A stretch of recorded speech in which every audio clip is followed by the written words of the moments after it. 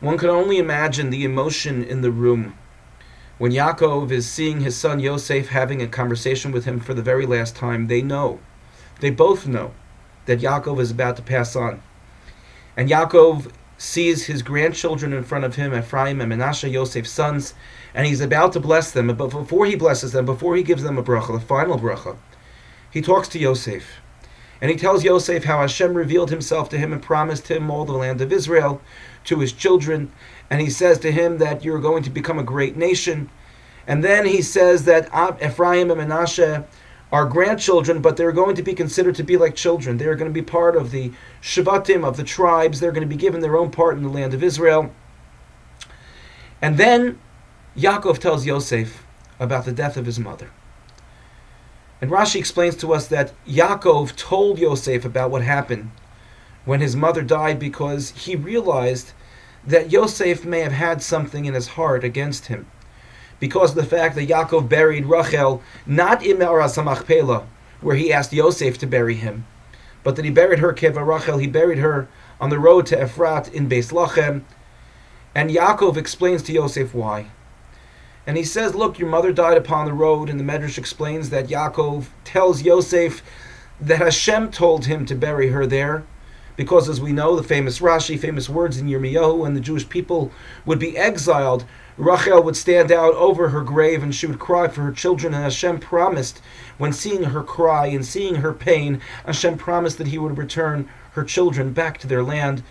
V'shavu vanim ligvulam, ultimately the Jewish people would be returned to the land of Israel. And Yaakov says, Yosef, please understand, that's the reason why I buried her there. Now, what was Yaakov really concerned about? Why did he have to say this? Why did he have to explain this to Yosef? Yosef could have concluded that Yosef was a person himself who certainly had nevuah, certainly had prophecy. He was able to interpret the dreams of Paro. He rose to greatness without question. Yosef would have been able to figure this out for himself. He understood the legend in the family. It's not as if they didn't have this conversation before.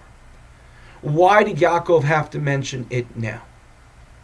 So perhaps the reason is that Yaakov was concerned that when Yosef would bring him to bury him in Me'aras HaMachpelah, Yosef would be standing there at Me'aras HaMachpelah, and he would be standing and thinking to himself, I just don't get it. I just don't have clarity. I just don't understand why my father didn't bury my mother here next to him. And so Yaakov wanted to make sure that Yosef understood his intentions, his reasonings, and why he did what he did. And perhaps that's a lesson that can be applied to us in our lives. There are times that we don't explain ourselves and our actions. There are times that we can't. But there are times that we can. And we decide not to do so, but it ends up becoming to our detriment.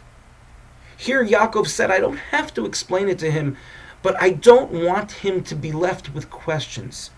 I want him to be able to question whatever he is now, whatever he doesn't understand. I want him to become comfortable with what it is that I have to say, with the explanation that I'm giving, so that after the fact, he doesn't continue to have anger, he doesn't feel badly about the reality that's in front of him.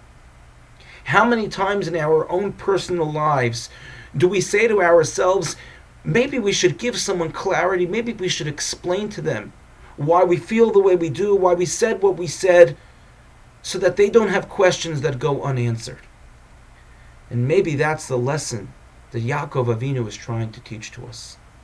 That when it comes to moments in life when we can share to those who we love, to those who we care about, to those who we're in relationships with, that we can share our reasoning as to why we do things that we do, maybe we should. In order to give them clarity and in order to give them peace of mind, so that they themselves can have a sense of inner peace and don't keep on thinking and coming up with all different kinds of conclusions without having a feeling of inner peace, with understanding why something happened, or why something was transpiring to them. May we merit to understand ourselves enough to be able to share with others the way that we feel and give them a sense of clarity in regards to our relationship. Thank you for listening, and have a good Shabbos.